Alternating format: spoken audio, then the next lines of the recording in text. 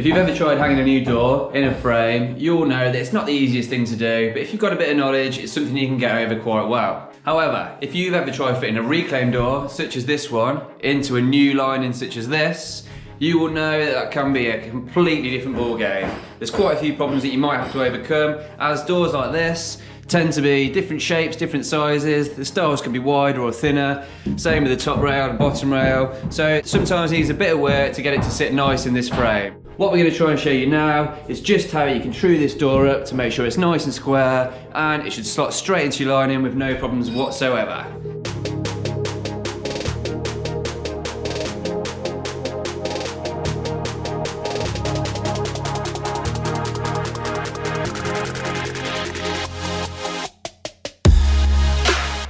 So one of the problems that you will come across if you're refitting an old door is 99% of the time it's not going to be true. These styles here, so we've got the lock style here and the standard style there, they're not going to be true, they're not going to run straight. So the thing we need to do is make sure this door is trued up. So there's a couple of ways of doing it. The way that we're doing it is basically to measure from your centre point out, and then work out these styles. So we've got a minimum width here of 80mm, I believe it is. So what we're going to do is measure out from that and then get our measurements, which Peter's already done here. You can see a measurement there and just there on the edge as well. And then we'll run the plunge saw down that, and then that will make sure that edge is completely true. We'll then repeat that on this side as well, and then both these styles then will be exactly the same. So when you hang that in your casement, it's going to look bang on how you need it to be. There's not going to be any wavy lines or anything anywhere, because we want everything to look bang on.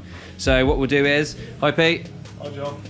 We'll get Pete to get the rail in place, get it cut down, just show us how we do it.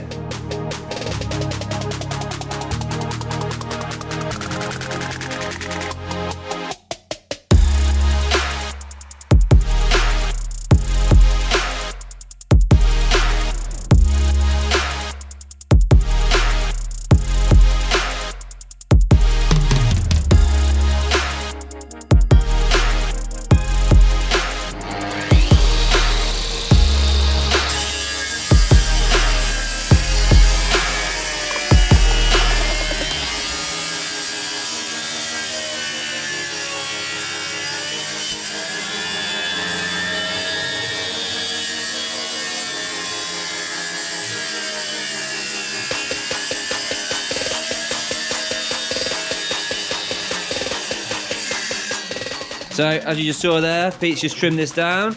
So if we whip this rail off now and we measure this style, it will hopefully be the same all the way down.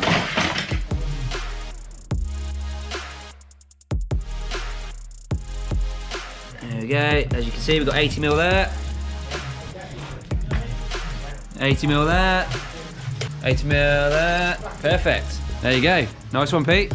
So what we'll do is repeat that process on this side, and then we know that our styles are correct. So we've trued the styles up. We know that these are now square and true. So when we come to fit them, they will fit nicely against the legs of the lining. So the next thing in this process is squaring the top and bottom rails off. So the way we're going to do this is measure our existing. What we got there, mate? 76. 76mm. As you can see here, look, see the difference here to here. There's a big difference there. So Pete's already squared this one off, which is 76mm. So what he's doing is just marking this one up to suit, so we match them up, because these two doors will be next to each other. Get our framing square, then using the edge of the style, because we know this is true, hold that framing square against it, and then run that down on that mark he's made.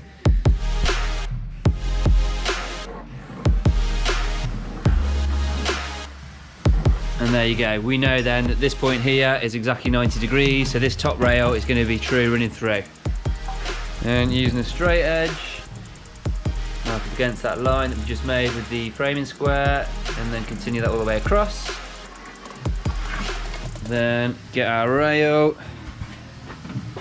Obviously, if you don't have a plunge saw, you can just use a hand saw. It's just much easier to use something like this if you've got it. There we go, offer that out to the line.